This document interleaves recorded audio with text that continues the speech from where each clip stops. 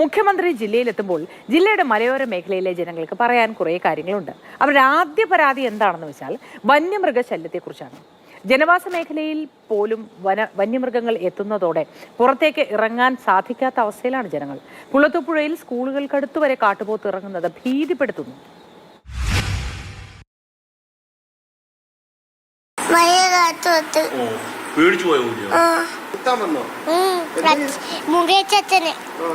കുത്താൻ വന്നൊക്കെ അയ്യതിന് കുത്താൻ വന്നപ്പോ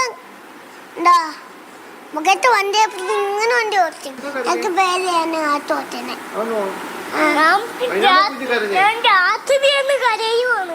ഈ കുഞ്ഞുങ്ങളുടെ വാക്കുകൾ കേൾക്കാൻ മുഖ്യമന്ത്രിയും വനം മന്ത്രിയും തയ്യാറാകണം. കാര്യം പുറത്തേക്ക് പോലും ഇറങ്ങാൻ സാധിക്കാതെ പേടിച്ചിരിക്കുന്ന ഒരു കൂട്ടം ജനത താമസിക്കുന്ന പ്രദേശത്തെ അവസ്ഥയാണ് ഈ കുഞ്ഞു വാക്കുകളിൽ നിന്ന് കേട്ടത്. വൈകുന്നേരം 6 മണിയോടെ കാട്ടുപോത്തുകൾ കൂട്ടമായി എത്തും. നേരം പുലർന്നാലും കാട് കയറില്ല. ബഡഡ് സ്കൂളിലെ കുട്ടികളുടെ അടുത്തുവരെ കാട്ടുപോത്തെത്തി.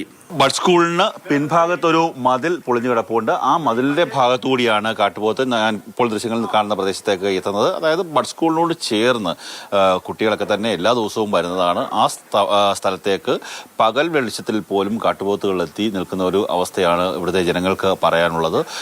പലതവണ ഈ പ്രശ്നം പരിഹരിക്കണമെന്ന് ആവശ്യപ്പെട്ട് അധികാരികളെ സമീപിച്ചാണ്. എന്നാൽ അതിന് ശാസ്ത്രമായിട്ടുള്ള യാതൊരു പരിഹാരവും ഉണ്ടായിട്ടില്ല എന്നുള്ള ഒരു സങ്കടകരമായിട്ടുള്ള കാര്യമാണ് ഇവിടുത്തെ ജനങ്ങൾക്ക് പങ്കുവെക്കാറുള്ളത്. കാട്ടുപോത്ത് തൊട്ടടുത്തെത്തിയതിന്റെ ഞെട്ടൽ മാറിയിട്ടില്ല പ്രദേശവാസി ഉഷയ്ക്ക്. സൗണ്ട് പോലെ കേട്ട് അങ്ങനെ ഞാൻ നോക്കിയപ്പോൾ 6-7 എണ്ണം അപ്പുറത്ത് നിൽക്കുമായിരുന്നു. ഭയങ്കര ശല്യമായിരുന്നു.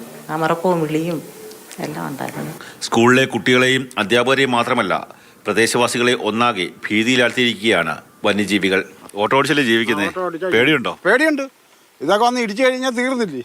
ഒറ്റ ഇടി ഇടിച്ചാൽ മതി. ആട്ടോയും തീരും, നമ്മളും തീരും. അങ്ങനത്തെ ശല്യമാണ് ഇപ്പോഴത്തെ. കൃഷിവിളകൾ നശിപ്പിക്കുന്ന കാട്ടുപോത്തുകളെ തുരത്താൻ യാതൊരു നടപടിയുമില്ലെന്ന് കർഷകർ. ഏറ്റവും വലിയ ശല്യം പോത്തിന്റെയും കുരങ്ങിന്റെയുമാണ്. ഒരു കൃഷിയും ചെയ്ത് ജീവിക്കാൻ പറ്റാത്ത ഒരു സന്ദർഭമാണ് ഇപ്പം.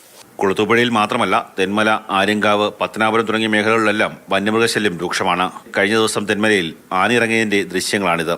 കുളത്തൂപ്പുഴയിലെ മാത്രമല്ല കൊല്ലം ജില്ലയുടെ കിഴക്കൻ മേഖലയിലെ ജനങ്ങളുടെയൊക്കെ തന്നെ അവസ്ഥ ഇതാണ്. വന്യജീവി ശല്യം മൂലം ജീവിക്കാൻ സാധിക്കാതെ ബുദ്ധിമുട്ടുന്ന ഒരു കൂട്ടം ജനങ്ങൾ താമസിക്കുന്ന സ്ഥലമാണ്. പലപ്പോഴും സുരക്ഷാ വേലികളില്ലാത്തോ അല്ലെങ്കിൽ കിടങ്ങുകളില്ലാത്തോ ഒക്കെ തന്നെയാണ് വന്യമൃഗങ്ങൾ നാട്ടിലേക്ക് ഇറങ്ങാൻ കാരണമാകുന്നത്. അത് പ്രശ്നം പരിഹരിക്കാൻ വേണ്ടിയുള്ള ഒരു ശാശ്വത നടപടി മുഖ്യമന്ത്രിയുടെയും സർക്കാരിന്റെയും ഭാഗത്തു നിന്ന് ഉണ്ടാകണം എന്നുള്ളതാണ് കൊല്ലം ജില്ലയുടെ കിഴക്കൻ മേഖലയ്ക്ക് പറയാനുള്ളത്. ക്യാമറമാൻ ഷാനാസ് പരീദിനൊപ്പം കണ്ണൻ നായർ, മാതൃഭൂമി ന്യൂസ്, കൊല്ലം.